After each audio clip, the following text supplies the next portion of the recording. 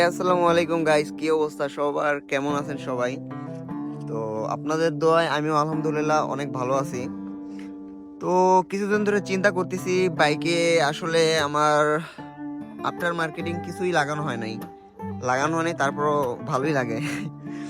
এখন চিন্তা করতেছি যে কিছু মডিফাই করব বাইকে।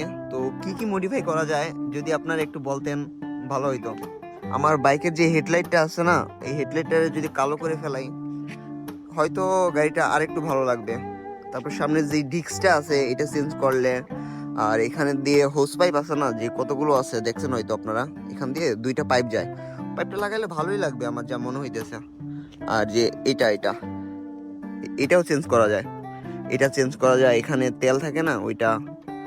তারপর এই যে পিছনে পিছনে এইটা যেটা দেখতেছেন না ব্রেকের, এই এই ব্রেকের এই যে পাইপটা, আরসিবির যে পাইপটা থাকে এতখানি, হ্যাঁ, এই পাইপটা চেঞ্জ করা যায়।